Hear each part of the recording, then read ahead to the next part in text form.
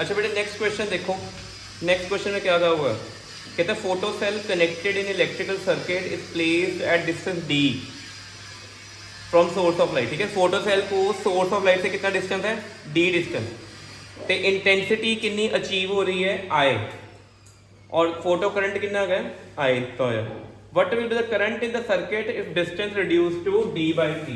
तो पहले इसका मीनिंग क्या है, ऐसा क्वेश्चन कैसे करते हैं। देखो जरा फोटो करंट आई है ना, आई पी, वो किस पे ऊपर डिपेंड करता है,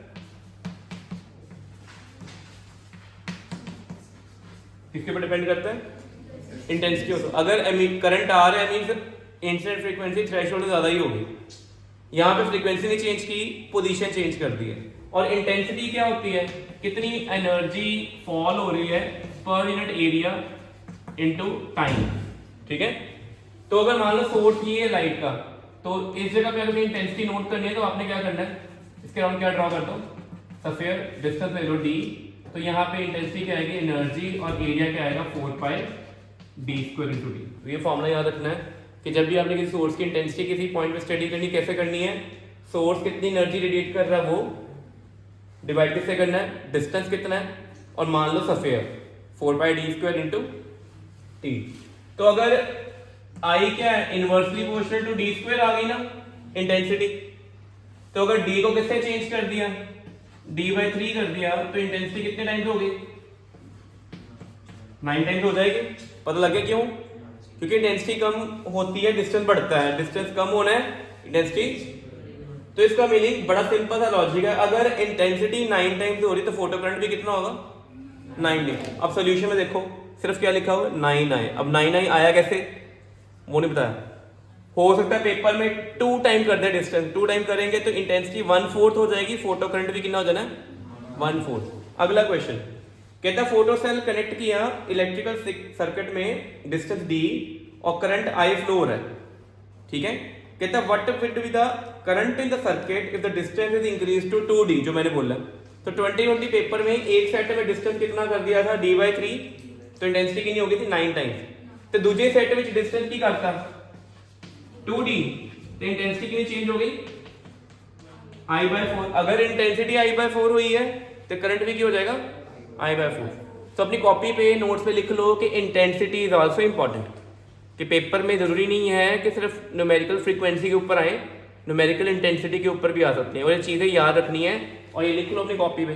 ठीक है, अगला क्वेश्चन, थ्रेशोल्ड फ्रीक्वेंसी क्या होती है, उसे लिखा हुआ define the term threshold frequency. What do you mean by threshold frequency, minimum frequency required to extract a photo electron from metal circuit. और अगर थ्रेशोल्ड वेवलेंथ आ जाए, वहां पे मिनिमम बोला था, यहाँ पे मैक्सिमम वेवलेंथ रिक्वायर्ड, ये वर्ड लगे पता, पेपर में फिलअप आ जाते होते हैं, threshold frequency dash frequency minimum frequency, threshold wavelength is maximum frequency. आगे इंटेंसिटी के ऊपर भी क्वेश्चन आ गया कि इंटेंसिटी इन फोटोन पिक्चर क्या चीज है, इंटेंसिटी क्या है, नंबर ऑफ, देखो फोटोन पिक्चर पूछा हुआ है ना, अगर सिंपल इंटेंसिटी बोलेंगे तो क्या आएगा, energy per unit area per unit time, but photon picture में ये क्या आएगा, एनर्जी की जगह Nhν/80, क्या आएगा Nhν/। तब इंटेंसिटी किस पे डिपेंड कर रही है, number of photon incident per unit area per unit time. तो अपनी कॉपी पे लिख लो कि अगर इंटेंसिटी की डेफिनेशन नॉर्मल पूछते हैं तो क्या आएगी, energy radiated per unit area per unit time. But अगर इंटेंसिटी क्या है फोटोन पिक्चर में तो क्या आएगा, number of photons incident per unit area per unit time. ठीक है, चैप्टर बहुत इंपॉर्टेंट है, dual nature, atom, nucleus, semiconductor. ठीक है, पास इन्हीं नहीं करवा देना आपको। ठीक है, अगला क्वेश्चन कहता है ड्रॉ ग्राफ करो photo current with applied voltage. ठीक है, अप्लाइड वोल्टेज जब भी बोलते हैं वो कौन सी होती है, एनोड। अपनी कॉपी पे लिख लो कि फोटो इलेक्ट्रिक सर्किट में अगर वहां वो कह रहे हैं कि you have to apply voltage, तो कौन सी वोल्टेज अप्लाई करनी है, एनोड। कहता है ग्राफ ड्रॉ करना है photo current and anode voltage में for 2 identical radiation. But identical radiation का मतलब क्या होया, सेम है, फ्रीक्वेंसी इक्वल है, बट इंटेंसिटी क्या है, different. Frequency same, intensity different, तो बताइए स्टॉपिंग पोटेंशियल सेम होगा कि नहीं होगा, सेम होगा। तो ग्राफ कैसे बनता है बच्चे, ग्राफ में ये एनोड जरूर लिख के आना है, और ये फोटो करंट IP रूल लिखना पहले, जो ये नहीं लिखेगा पेपर में नंबर नहीं है उसके, ठीक है। फ्रीक्वेंसी दोनों की सेम है,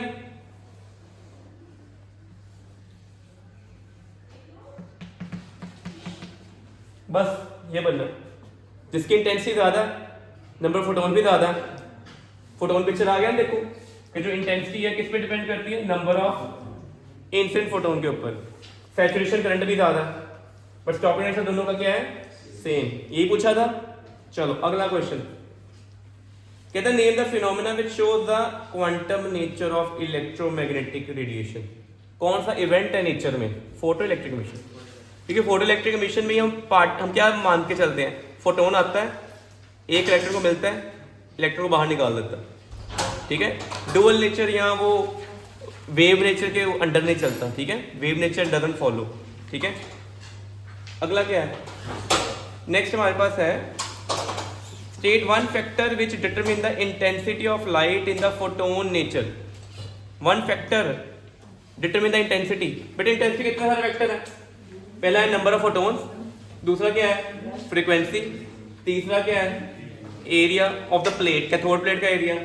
टाइम किस पे डिपेंड करता है, distance between the source and cathode plate. लिख लो फैक्टर कौन कौन से हैं, नंबर ऑफ फोटोन्स, पहला क्या फैक्टर है नंबर ऑफ फोटोन्स, सेकंड क्या है area of the cathode plate. जितनी छोटा सरफेस एरिया होएगा इंटेंसिटी की हो जाएगी बच्ची, यही है ना। और लास्ट क्या है distance between source and cathode plate. Distance कम होगा, ये पढ़ा हमने, इंटेंसिटी बढ़ गई थी।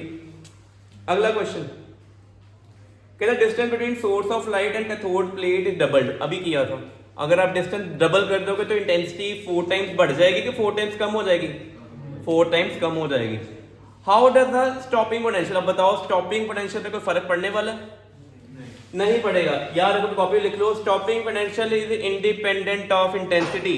Stopping potential independent of intensity. Stopping potential किस पे डिपेंड करता है, V नॉट, ये होता है ना h by e minus phi naught by e, यही होता है। तो स्टॉपिंग पोटेंशियल ना फाई नॉट चेंज होना, ना h चेंज होना, ना e चेंज होना, क्या चेंज होना है सिर्फ यहाँ पे फ्रीक्वेंसी। तो stopping potential only depend upon frequency. तो डिस्टेंस डबल कर दो, हाफ कर दो, 1/3 कर दो, स्टॉपिंग पोटेंशियल चेंज, बट हाँ फोटो करंट चेंज होगा। डिस्टेंस डबल करेंगे, फोटो करंट 1/4 हो गया होगा। अगला क्वेश्चन कहते हैं how does intensity affect the photo current. Photo current में फॉर्मूला क्या बताओगे, NE/T होता है ना, और आपकी इंटेंसिटी क्या होती है, number of photo electron emitted per unit area per unit time. अगर आपके फोटो इलेक्ट्रॉन बढ़ेंगे, मेटल की सरफेस में इलेक्ट्रॉन जो एग्जिट करेंगे वो भी क्या होंगे, तो अगर N इंक्रीज करेगा तो करंट भी क्या करेगा। बट जब सरफेस में सारे फोटो इलेक्ट्रॉन निकल चुके हुए हैं और नया कोई नहीं बचा, तो करंट क्या हो जाएगा, सैचुरेट। तो आप यही ग्राफ बना के बता देना कि इंटेंसिटी देखो कर रहे हो इंक्रीज, तो फोटो करंट क्या हो रहा है, बढ़ रहा है, बट आगे जाके क्या हो रहा है, सैचुरेट।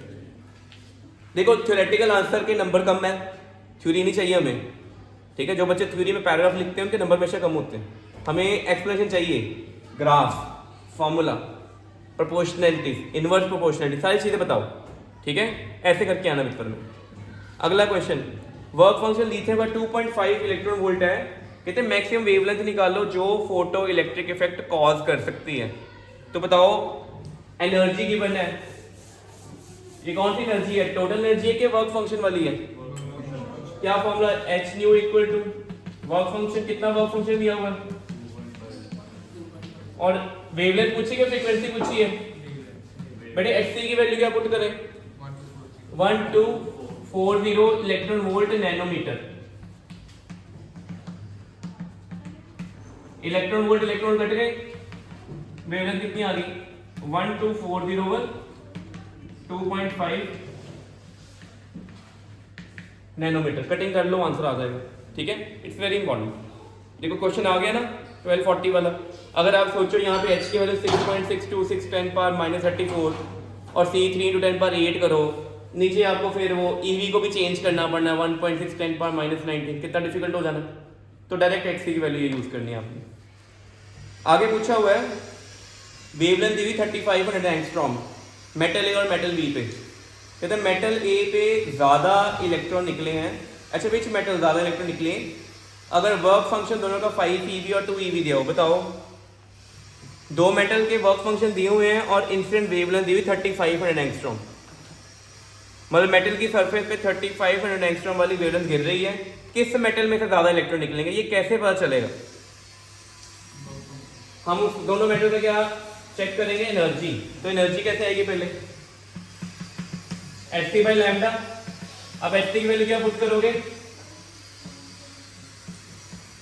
12,400 पुट करोगे, बिकॉज वेवलेंथ किसमें है?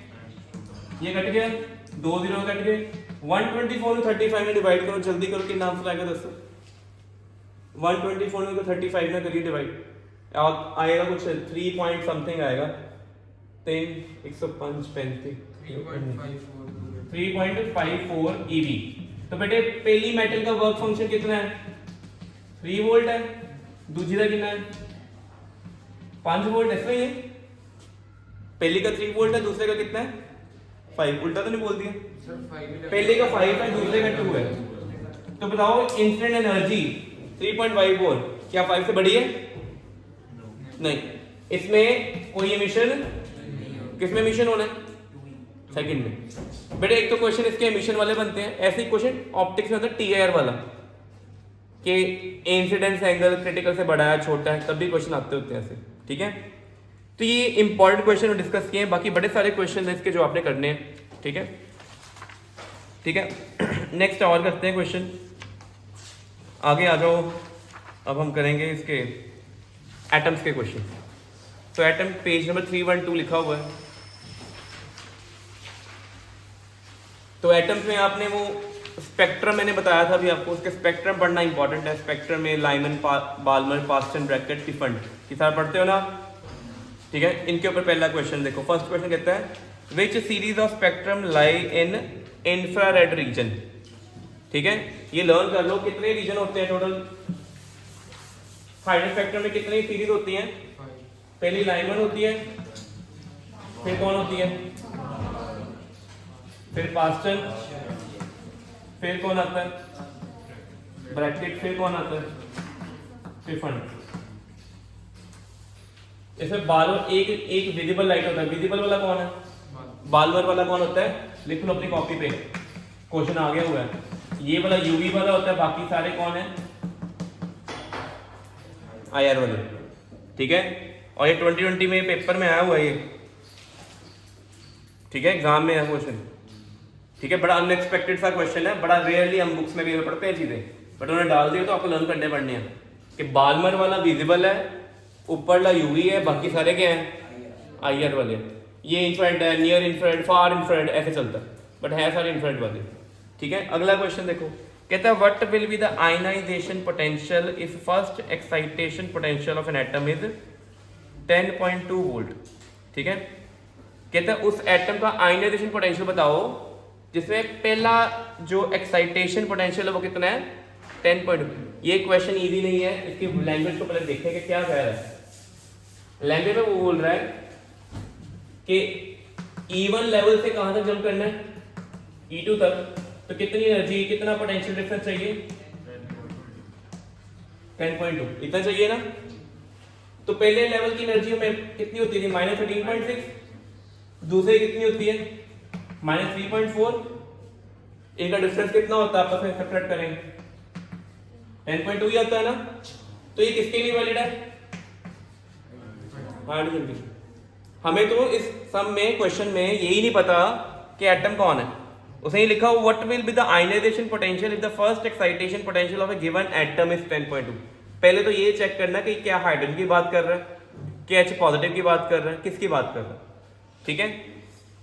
ये कंफर्म हो गया हाइड्रोजन है। अगर इसका क्या निकालना आपने? Ionization potential. आयनाइजेशन पोटेंशियल क्या होता है? व्हाट अमाउंट ऑफ एनर्जी और the potential difference you needed to remove the electron from the ground state to infinity. Ground से इलेक्ट्रॉन को निकाल के कहां भेजना है? बाहर ही निकाल देना है। उसके लिए कितना चाहिए होता है?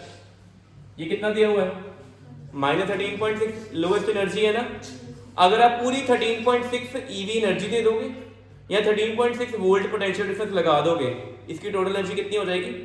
0। तो ये क्या हो जाएगा? आयनाइज। आयनाइज करने का मतलब ये होता है। तो इसका आयनाइजेशन पोटेंशियल कितना आना है? 13.6 वोल्ट आना। लग गया पता? तो आपको पेपर में जब करना है तो ये बताना है कि E1 से E2 तक जाने के लिए कितना पोटेंशियल डिफरेंस लगाना पड़ा, 10.2। और ये किसके लिए होता है? हाइड्रोजन एटम वास्ते। तो हाइड्रोजन एटम से अगर ग्राउंड स्टेट तो इलेक्ट्रॉन बाहर कढ़ना है, how much energy you needed 13.6 EV और you needed a potential difference of 13.6 volt. ठीक है, ठीक है। नेक्स्ट क्वेश्चन कहता है what is the maximum number of spectral lines emitted by hydrogen atom when it is in third excited state.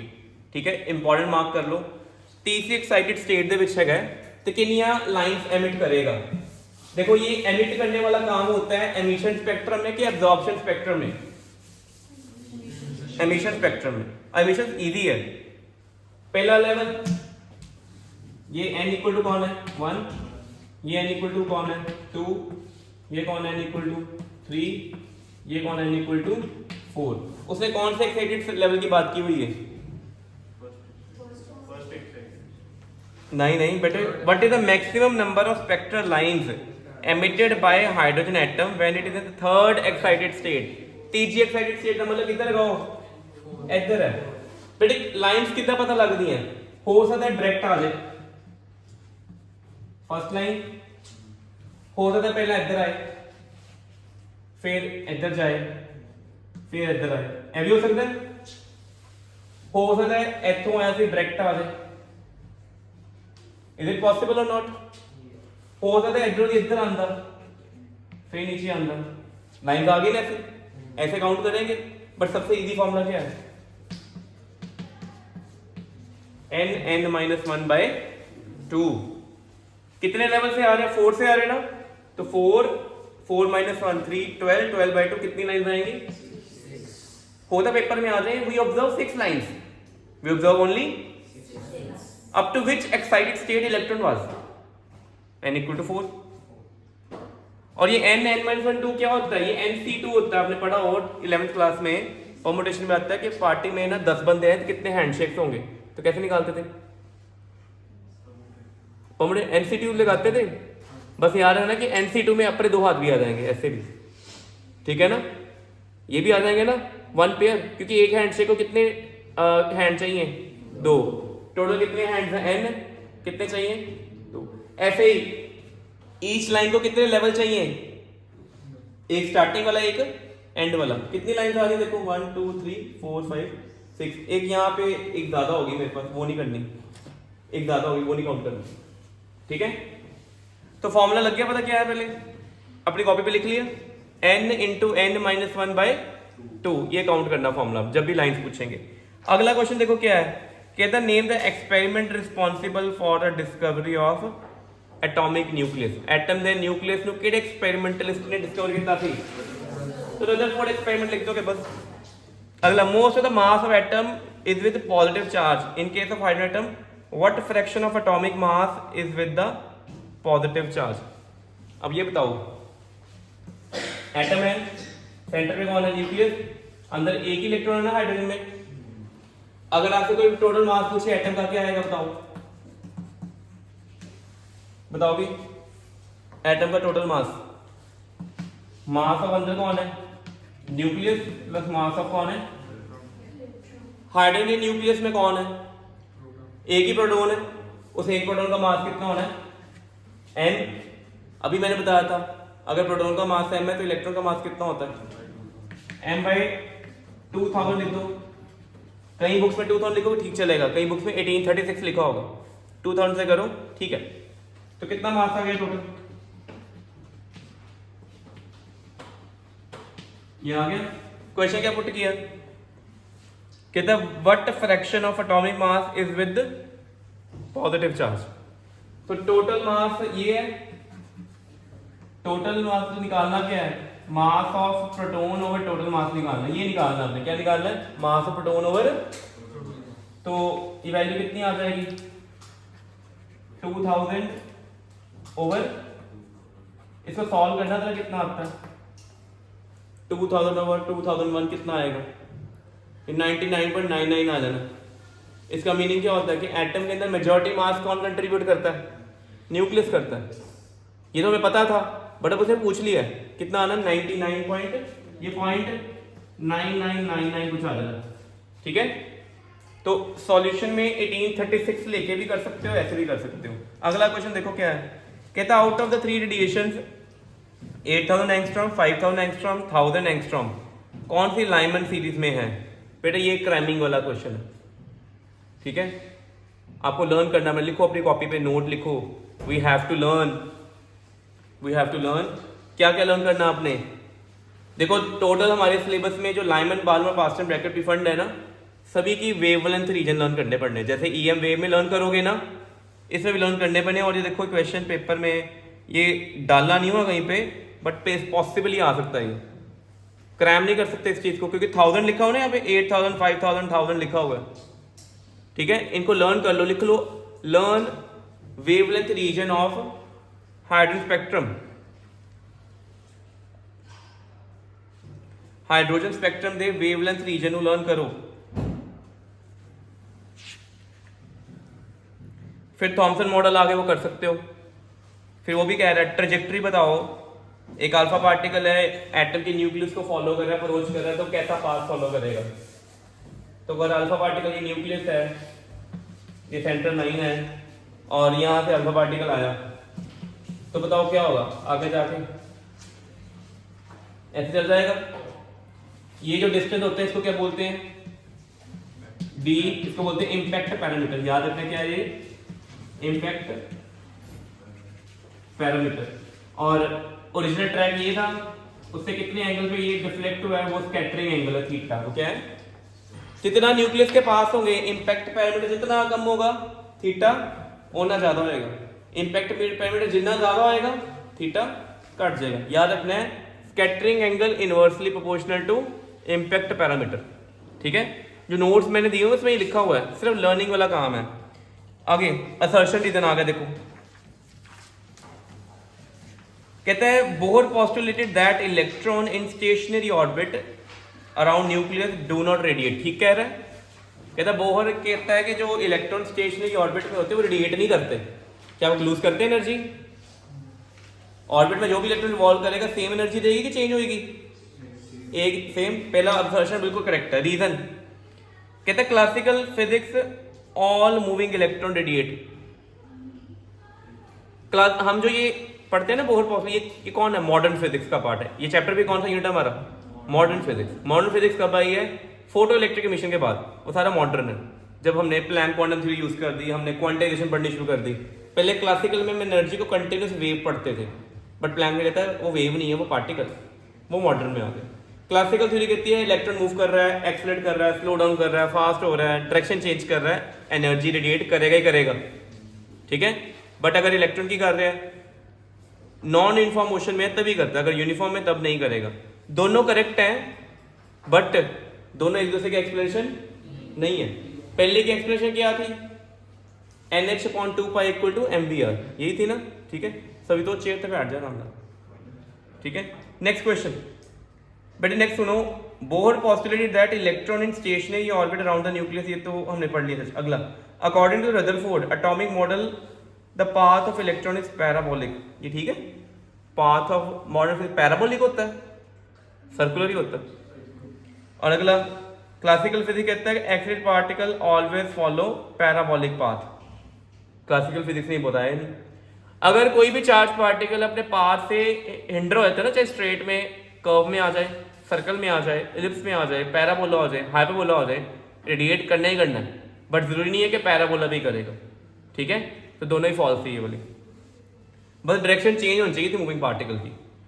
Next, alpha particle scattering experiment, most of the alpha particle pass undeviated. ठीक है, बिल्कुल correct है।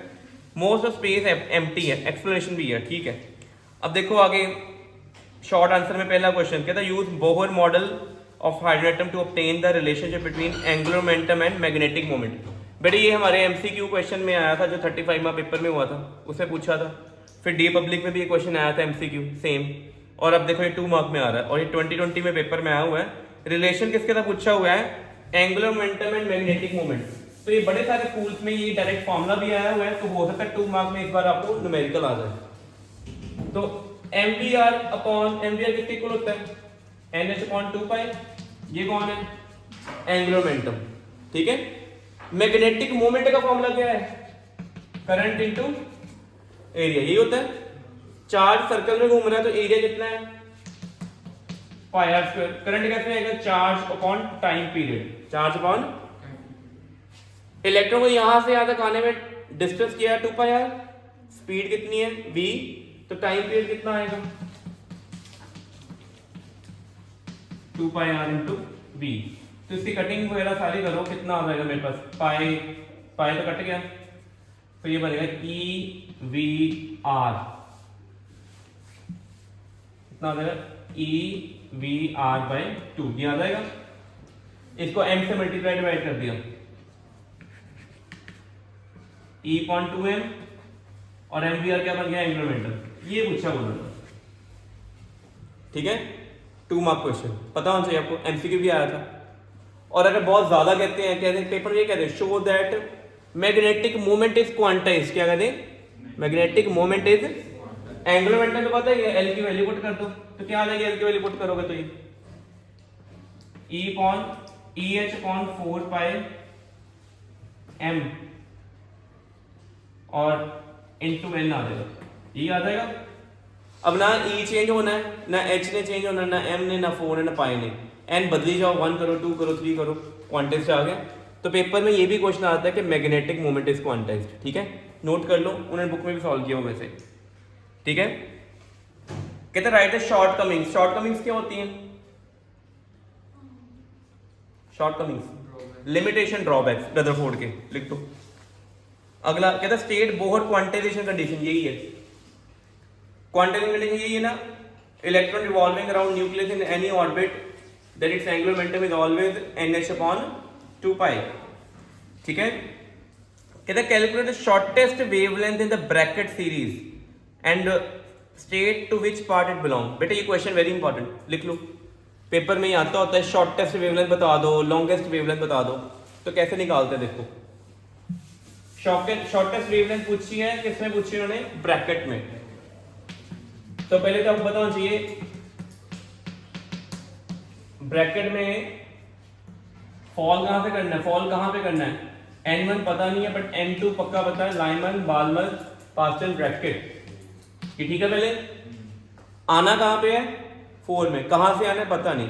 Shortest wavelength बोल रहा है, shortest का meaning maximum frequency, shortest wavelength mean copy पे लिख लो, वेवलेंथ वेवलेंथ शॉर्टेस्ट है, फ्रीक्वेंसी क्या है मैक्सिमम, एनर्जी भी क्या है मैक्सिमम।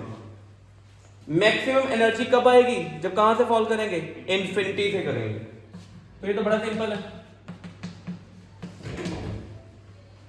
तो 1/4² माइनस 1/infinity, तो कितना आ जाएगा लैम्डा, तो वैल्यू लिख देना सेंटीमीटर, ठीक है।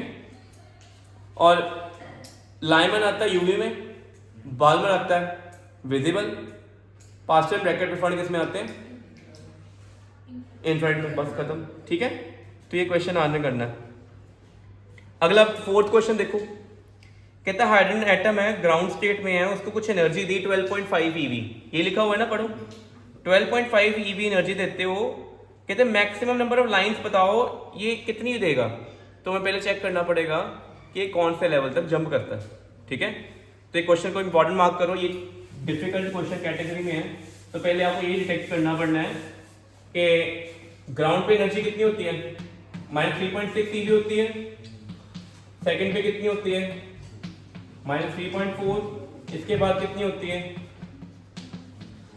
ये एनर्जी होती है 3, उसके अगली कौन सी होती है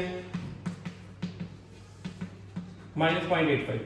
अब आप मेरे को बताओ कि 12.5 एनर्जी देंगे, अगर कैलकुलेट करो तो कहां जंप करें। अगर यहां पे इसमें 12.5 ऐड कर दें तो कितना आएगा बताओ, 13.6 में अगर 12.5 ऐड करें कितना बनता है, -1.1 बनता है। -1.1 कहां पहुंचेगा, 12.5 देके ये इसको क्रॉस कर जाएगा, क्योंकि इन दोनों में आपस में गैप कितना है 10.2 eV है ना। इस सेकंड में नहीं जा रहा, थर्ड में चेक करो, थर्ड में अगर दें कितना गैप जाना चाहिए, थर्ड में गैप कितना होना चाहिए, 12.1 ईवी का गैप होना चाहिए ना। थर्ड तक जाने के लिए कितनी एनर्जी चाहिए, 12 पॉइंट, हमें पास अवेलेबल कितनी है 12.5। और अगर फोर्थ तक जाना है तो 13.6 में 0.85 करो, कितनी एनर्जी चाहिए होगी मेरे को,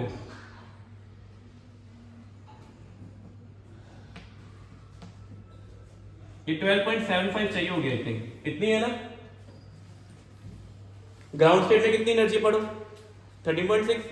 यहां से अगर पहली स्टेट में जाना तो कितनी एनर्जी चाहिए, सेकंड तक जाना तो कितनी चाहिए, थर्ड तक जाना तो कितनी चाहिए, अवेलेबल कितनी है बताओ, इतनी है ना।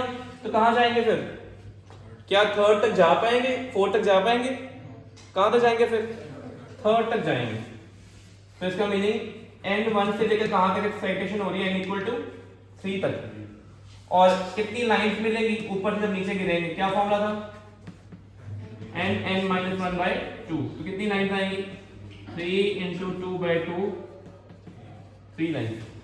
ठीक है, तो ये क्वेश्चन सॉल्व करने के लिए लर्निंग बड़ी इंपॉर्टेंट है कि आपको पहले 4 लेवल की एनर्जी तो लर्न करनी पड़नी। स्पेक्ट्रम, तो अभी तक देखो एटम स्पेक्ट्रम के क्वेश्चन ज़्यादा आए हैं, ठीक है, तो स्पेक्ट्रम बड़ा इंपॉर्टेंट टॉपिक है, तो स्पेक्ट्रम सारा करना अच्छे से। ठीक है, नेक्स्ट क्वेश्चन पे आओ, कहता है वो हो गया खत्म। हाँ, calculate the orbital period. Orbital period क्या होता है, इलेक्ट्रॉन का टाइम पीरियड। टाइम पीरियड कैसे निकाल लेंगे, 2πr बाय स्पीड। 2πr में रेडियस की वैल्यू पुट करोगे, स्पीड में स्पीड वाली वो की हुई सारी नॉर्मल डेरिवेशन है सारी। फिर 6th क्वेश्चन में देखो, calculate the ratio of the frequency of radiation emitted by the electron from second permitted level to the first level and highest permitted level to the second level. Second से कहां तक jump करना है, first में, और फिर कहां jump करना है, हाईएस्ट से सेकंड में। उनकी फ्रीक्वेंसी की रेशियो निकालनी है, कैसे निकाल लेंगे, बट देखो इधर n2 से पहले कहां आ रहे हैं, ठीक है। रदरफोर्ड क्या करता था, उसे बोर ने क्या कहा था कि जो एनर्जी एमिटेड है वो क्या होगी, E2 माइनस, पहले दोनों लेवल में एनर्जी गैप कितना है, क्या लिखोगे इसको, h न्यू। फ्रीक्वेंसी निकालनी है कि वेवलेंथ निकालनी है, फ्रीक्वेंसी निकालनी है। बेटा एनर्जी किस यूनिट में है, तो h की वैल्यू भी कौन सी यूज करेंगे, अब अभी तक हमने यूज नहीं की, अभी फर्स्ट टाइम करेंगे। वैल्यू क्या होती है, कॉपी पे लिख लो, 4.15 10⁻15 EVS। इलेक्ट्रॉन वोल्ट से इलेक्ट्रॉन कट जाएगा और फ्रीक्वेंसी मेरे पास कितनी आ जाएगी,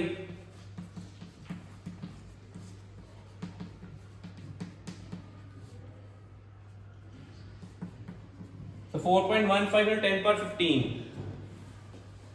-15, ठीक है, आ जाएगा answer.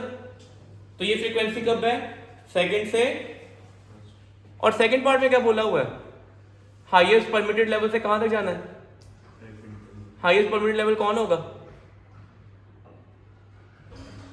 Infinity. Highest permitted level कौन है, तो कुछ भी नहीं करना इसमें, सेकंड पार्ट में आपने कहां तक आना है, E इन्फिनिटी से E2 तक आना है। E इन्फिनिटी कितना 0, और ये कितनी है सेकंड लेवल, -3.4 EV। तो ये h न्यू कितना आ गया, 3.4 EV आ गया। तो न्यू निकाल लो यहाँ से, 3.4 EV/h। तो ये वाले क्वेश्चन पहले देखो, ठीक है, यहाँ तक क्लियर हो गया। पहले इसको बंद कर।